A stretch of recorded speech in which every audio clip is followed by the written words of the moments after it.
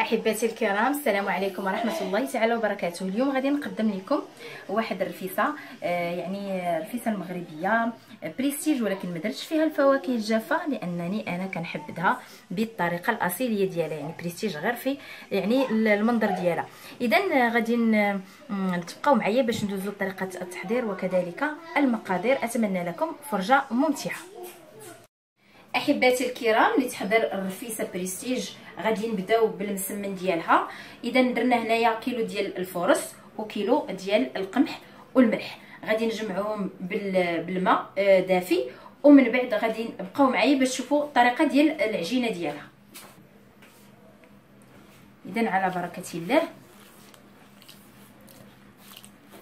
انا ما تنديرش العجانه الكهربائيه، تنعجن بيديا مسمن والخبز. دابا جمعنا العجينه، غادي ندلكها شويه باش ترخف على هذا الشكل.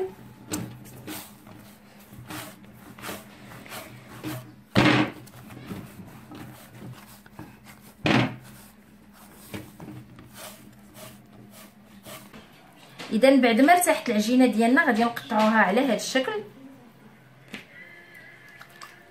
وغادي نتابعوا حتى نكملوا الكميه ديالنا ان شاء الله. بلاتي بعد ما ارتاحوا الكويرات ديالنا غادي نبسطوهم على هذا الشكل.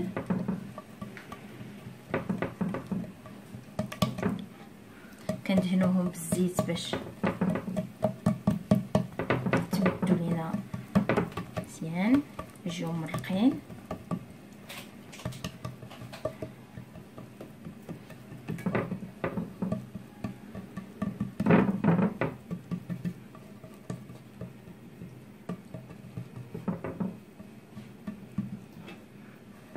ودابا غادي نطويهم على 4 بهذا الشكل.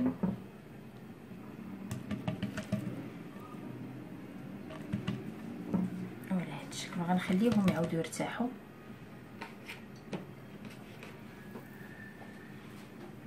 اذا من بعد ما ارتاحت المسمنه ديالنا مطويه على 4 تنعاودوا نبسطوها على هذا الشكل.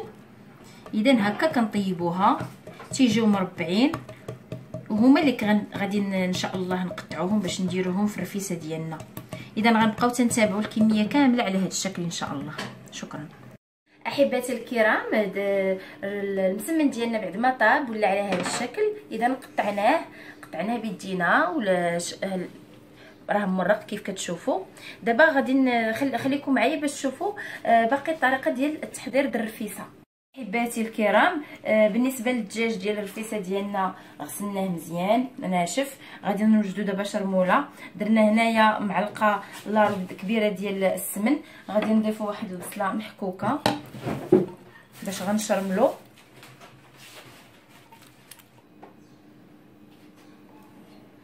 اذا درنا هنايا 6 ديال دروس الثوم. وبالنسبه للعطريه غادي نستعمل، درت معلقه كبيره ديال الكركم، معلقه لارب ديال البزار كبيره، الملح على حسب الذوق. بالنسبه للسكنجبير درت معلقه كبيره ديال السكنجبير، ودرت هنايا عقله وبسيبيسه وشويه ديال النويويره، كلهم مخلطين. هاد القامه ديال الدجاج كتجي هائله، دونك درت فيها معلقه كبيره. اذا غنضيف العطريه كامله وغادي نخلطها جيدا. بالنسبه للمساخن غادي نضيفهم من بعد ان شاء الله من تغلى البرمه ديالي. غادي نضيف شويه ديال الماء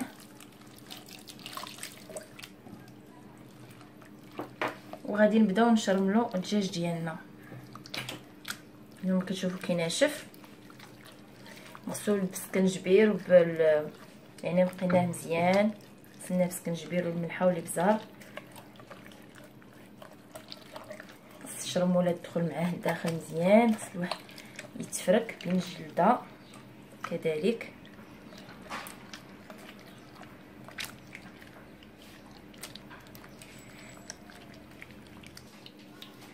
اذا نستعمل انا 2 ديال الدجاجات.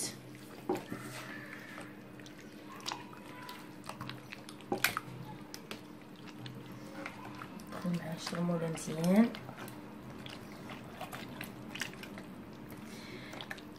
وهاد لاصوص غادي نزيدها في البرمه ديالي اللي شاطت، غادي نخليه يترقد واحد 4 ديال السوايع، ومن بعد عاد غادي ندوز باش غادي نطيبو.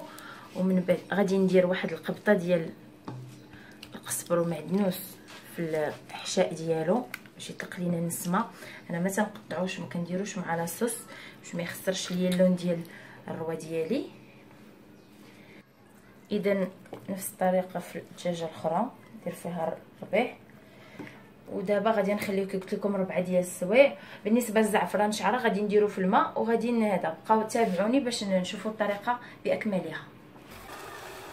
احباتي الكرام، بعد ما ارتاح الدجاج ديالنا درناه في الطنجره، ردنا ليه رجيلات باش ما يتحلش، زدنا عليه واحد شويه ديال الحلبه، جهد 20 حبه د الحلبه باش ترتق معاه فاش يتقلى، كتعطي واحد المذاق زوين.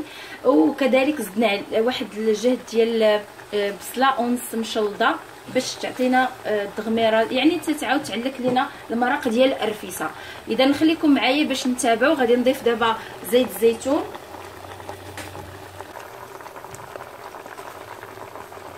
زيت الزيتون والقليل من زيت المائده.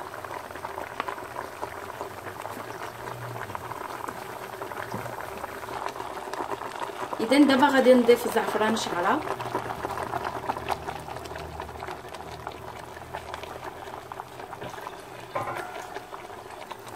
غادي نضيف كذلك القليل من الماء ديال الروا غادي نزيدو من بعد باش تهبط ليا البصله ديالي وتشرب معلقه من الدجاج باش كلشي يتنسم. عاد من بعد غادي نزيد ان شاء الله الماء الكافي.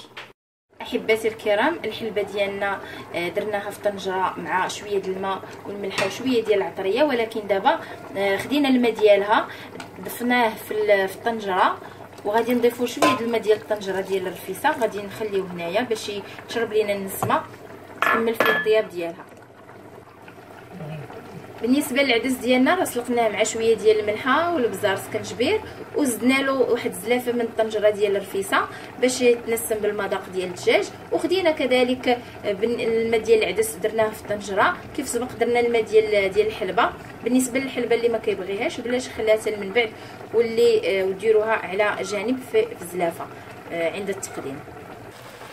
اذا في طنجره درت واحد كيلونص ديال البصله مشلضه، وماشي مشلضه مقطعه شنايف يعني شرائح، ودرت معاها شويه ديال السمن راه حركته. بالنسبه للزيت الزيتون غادي نضيف القليل، ودرت معاها واحد المغرفه ديال لاصوص ديال الطنجره اللي طاب فيها الدجاج، وغادي نضيف شويه ديال التوابل، الكركم والسكنجبير والابزار.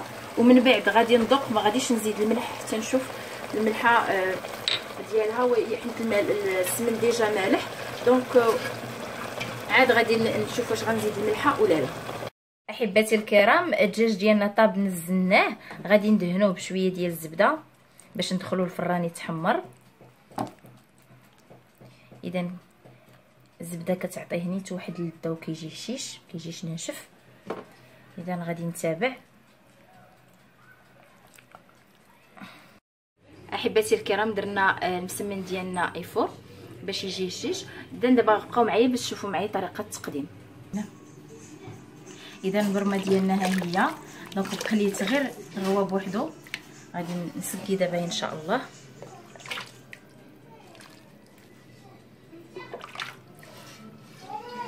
بهذا الشكل.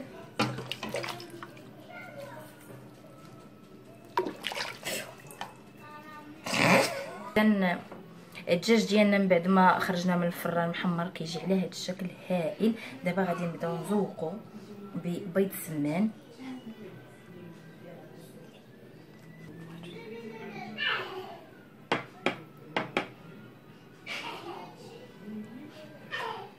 اذا غادي نحطوا الحلبه على الجوانب على هذا الشكل. اللي كاين اللي ما كيبغيش الحلبه، العائله ديالي كلها كتاكل الحلبه. اذا على هذا الشكل. اذا دابا غادي ندير العدس على هذا الشكل.